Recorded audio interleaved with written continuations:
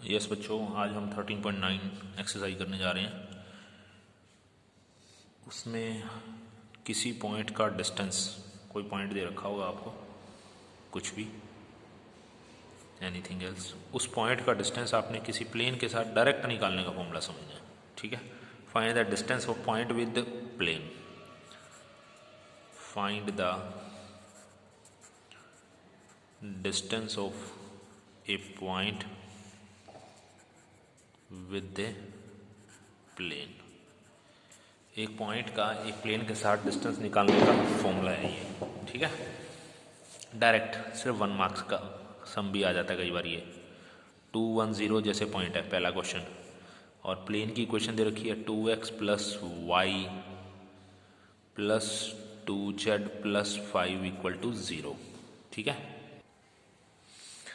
तो ये डिस्टेंस, जो ये वाला डिस्टेंस है, यहाँ इस पॉइंट से इस प्लेन के साथ डायरेक्ट डिस्टेंस निकालने का जो ये फॉर्मूला है वो ये है, put the point in the plane directly. इसको बोलते हैं put the point in the plane directly. बस मतलब x की जगह x वाला पॉइंट पुट कर दो, y की जगह y पुट कर दो, प्लस 2 z की जगह 0 पुट कर दो, प्लस 5 मॉडुलस नीचे x और y के कोफिशिएंट का स्क्वायर का सम।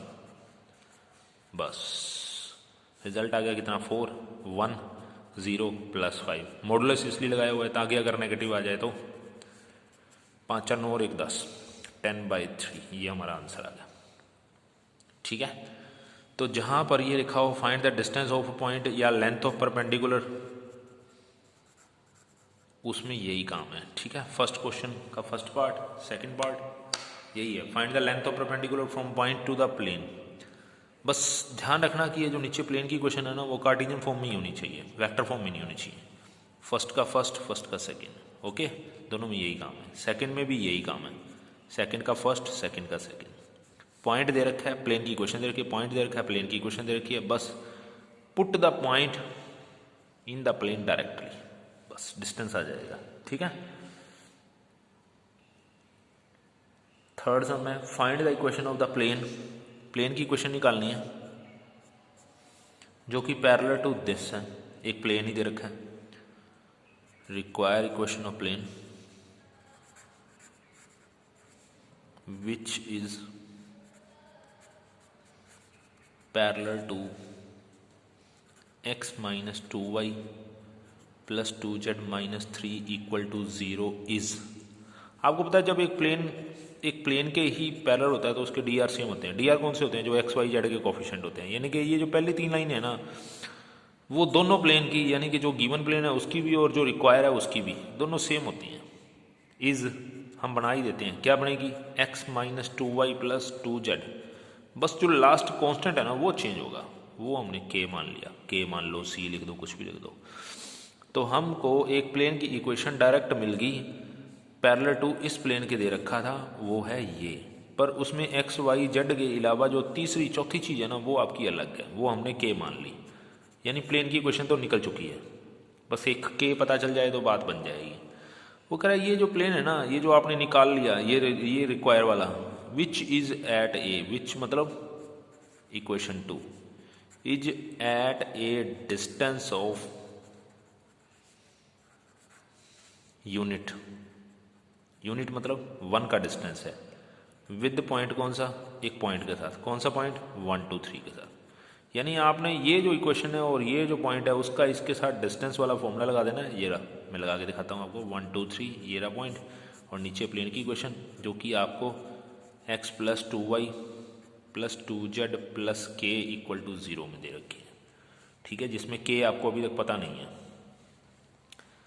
पर हमको ये पता है इसका इसके साथ डिस्टेंस बनना है। तो डिस्टेंस का फॉर्मूला लगा दो जो आपको ऊपर समझाया, x की जगह तो 1 डाल दिया, y की जगह फिर 2 डाल दिया, z की जगह 3 डाल दिया, प्लस k मॉडुलस नीचे x y z के कोफिशिएंट का स्क्वायर का सम, बस।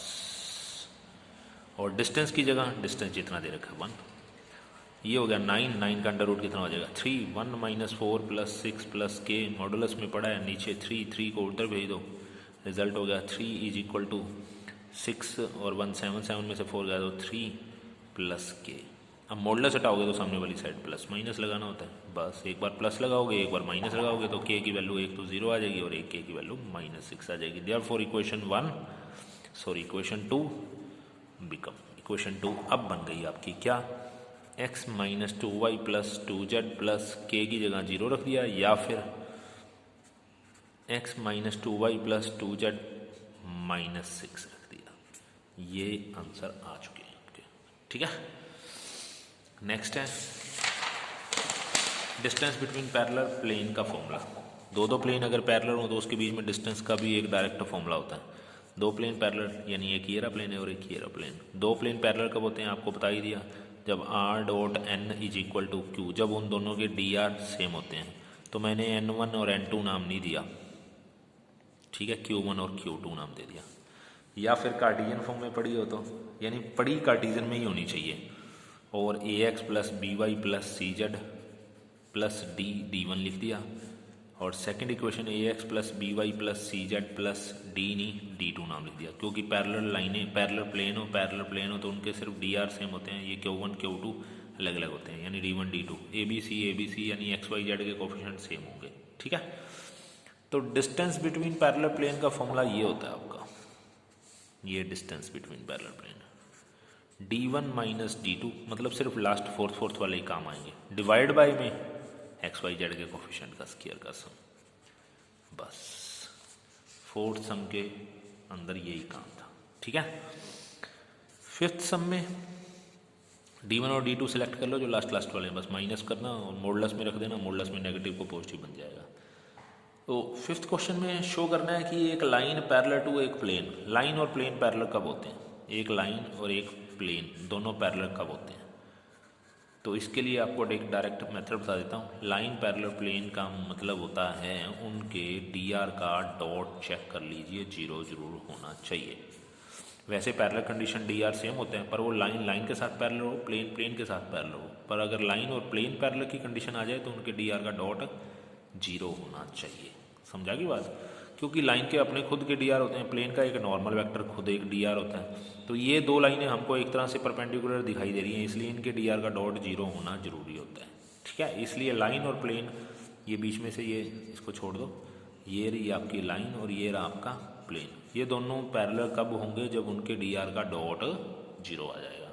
तो ये फिफ्थ क्वेश्चन में आपने दो लाइनें दे रखी हैं, और जैसे ही ये पैरेलल शो हो जाए तो आप इनके बीच का डिस्टेंस भी निकाल सकते हैं, क्योंकि जो लाइन का पासिंग होगा उसके साथ आप इसका डिस्टेंस निकाल लिया करेंगे, ठीक है ना।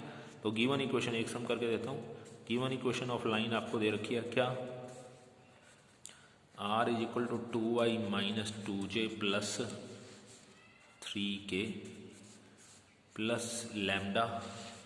i - j + 4k। And equation of plane भी वो दे रखी है अपने को क्या, r.i + 5j + k = किसके 5k। ये दो, एक लाइन और एक प्लेन पैरेलल शो करने हैं, और उनके आपको ऊपर बता दिया लाइन और प्लेन पैरेलल कब होते हैं, व्हेन dr डॉट, चेक करो dr कौन से होते हैं, ये वाले के, ये वाले dr लैम्डा के साथ वाले, और ये dr ये प्लेन के dr हैं, वो लाइन के dr हैं।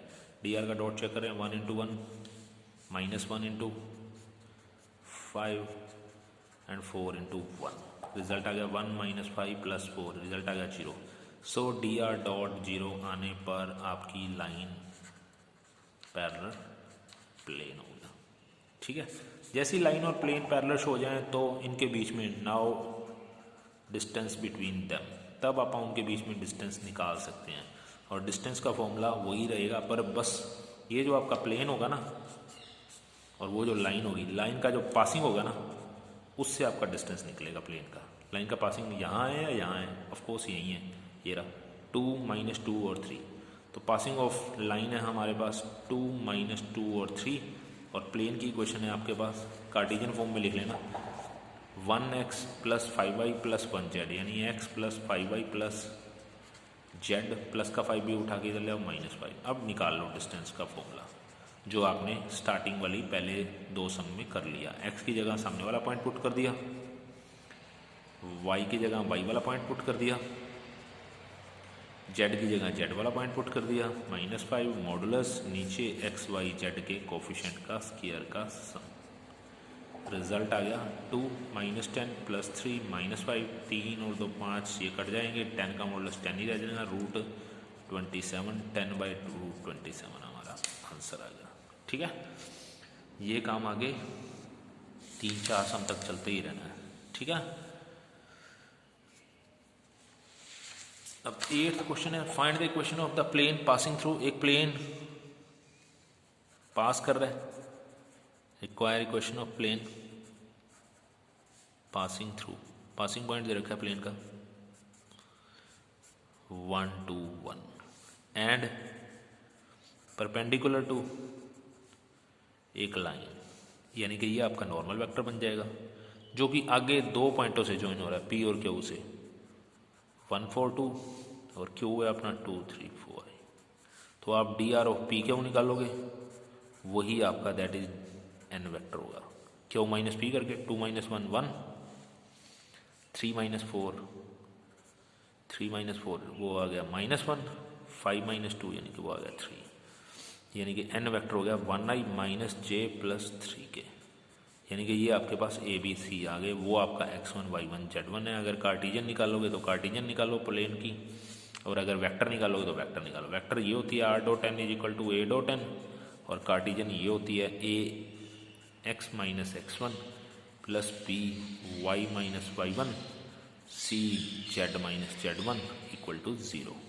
a b c की वैल्यू ये बैठी 1 - 1 और 3, 1 - 1 और 3। x - x1 पासिंग पॉइंट है आपका 1, y - 2 z - 1, 1 2 1 यहाँ पासिंग पॉइंट डाल दिया बराबर 0। इक्वेशन आ गई x - y + 3z, और ये -1 प्लस का 2 और माइनस का 3, प्लस का 2 और माइनस का 3 और -1 -4 में से +2 गया तो -2 बच गया। ये लो जी, ये हमारे पास प्लेन की इक्वेशन निकल गई। फिर बाकी वही काम मांग लिया, एक तो प्लेन की इक्वेशन मांगी थी, ये आ गया, इसका नाम 1 रख दो। फिर वो कह रहे हैं also find distance between this plane, also find distance of equation 1, यानी कि प्लेन है विद किसके साथ, लाइन के साथ। लाइन की इक्वेशन ये बैठी है x + 3/2 y - 5/-1 z - 7/-1। ठीक है, अब आपको लाइन और प्लेन के बीच में डिस्टेंस निकालना है, तो पहले आप इनको पैरेलल तो शो कर लो। ये इक्वेशन 1 नाम दे दो equation 2। Now 1 and 2 clearly parallel है। क्यों? क्योंकि उनके डी आर का डॉट चेक कर सकते हैं, बिकॉज dr.0 है। जैसे ये पैरेलल हो गए, तो अभी तो आपको बताया है कि एक लाइन का प्लेन के साथ पैरेलल होने के बाद क्या हो जाता है, लाइन का पासिंग पॉइंट कौन है यहाँ पे, -3 5 और 7, -3i 5j और 7k का डिस्टेंस किसके साथ, प्लेन के साथ। प्लेन की इक्वेशन वो बैठे x - 3y x - y + 3z - 2 = 0। अब इसके साथ डिस्टेंस निकाल लो, ठीक है ना, वो भी अभी पिछला कम करके हटे हैं। Okay clear. अब थोड़ा सा एक क्रिटिकल सा सम बनता है, बहुत बड़ा सम बनता है, पर हम उसको शॉर्ट फॉर्म में लिख लेंगे। 9th क्वेश्चन वगैरह इक्वेशन ऑफ प्लेन निकालनी है जो पास कर रहा है, रिक्वायर इक्वेशन ऑफ प्लेन निकालनी है जो पास कर रहा है 3-3 पॉइंटों से। अब 3-3 पॉइंटों से हम पहले इतना बड़ा सम बना के उसकी क्वेश्चन निकालने, तो क्यों टाइम वेस्ट करें। एक आपको शॉर्टकट फॉर्मूला बताता हूँ, एक प्लेन की इक्वेशन निकालने का 3-3 पॉइंटों से, ठीक है। उससे सिर्फ 2 या 3 लाइनों के अंदर, 2 या 3 लाइनें मतलब 2 या 3 स्टेप के अंदर काम क्लियर हो जाता है। x - x1 ये रहा, y - y1 ये रहा, z - z1 ये रहा, और नीचे x2 - x1 y2 - y1 z2 - z1, फिर x3 - x1 -2 - 1 y2 y क्या बोलते हैं y2 ये था x1 y1 z1, ये x2 y2 z2, और ये x3 y3, यानी x3 - x1 चल रहा है, y3 - y1 चल रहा है, z3 - z1 चल रहा है, ठीक है। और इसका डिटर्मिनेंट सॉल्व करके बस एक प्लेन की क्वेश्चन निकल जाएगी, ठीक है। सॉल्व दिस डिटर्मिनेंट, जैसे इस डिटर्मिनेंट को सॉल्व कर लोगे we get equation of plane. कितना आसानी से फटाफट बन गई ना इक्वेशन ऑफ प्लेन। और इक्वेशन ऑफ लाइन तो आपको दे ही रखी है, फिर उनके बीच में डिस्टेंस निकालना है, ठीक है। ओके, बस आगे यही काम चलता रहेगा। कंटेनिंग टू लाइन वाला फॉर्मूला वो हमारे 8th एक्सरसाइज में वो रहने देना चाहिए, यानी सम नंबर 11 हो गया एक तरह से, वो रहने देना। एक सम बहुत बढ़िया, सम नंबर 13 है, लास्ट सम इस एक्सरसाइज का। वो कह रहा है कि prove that if a plane has intercept A B C. Intercepts दे रखे हैं, ये इंटरसेप्ट वाली फॉर्म हमारी पिछले लेक्चर के अंदर आई थी, 13.6 में आई थी। Intercept form A B C दे रखी हूँ, तो इंटरसेप्ट फॉर्म थी x by A, Y by B, Z by C equal to 1, equal वाला 1 इधर ले आए। लो जी, प्लेन की क्वेश्चन बन गई। वो कह रहा है इस प्लेन का जो डिस्टेंस है किसके साथ, ओरिजिन के साथ, यानी कि पॉइंट मैंने ऊपर लिखने के बजाय नीचे लिख दिया, कोई दिक्कत नहीं, ठीक है। और वो डिस्टेंस कितना दिया हुआ है, p, जैसे इसका नाम ए रखता हूँ। Now distance of point A origin with equation 1 is p दिया हुआ है, ठीक है। तो डिस्टेंस का फॉर्मूला लगा के p की जगह, मतलब d की जगह p लिख दिया। अब डिस्टेंस का फॉर्मूला होता है put the point in the plane directly 0 by A, 0 by B, 0 by C, -1 modulus नीचे एक्स वाई जेड के कोफिशिएंट का स्क्वायर का सम।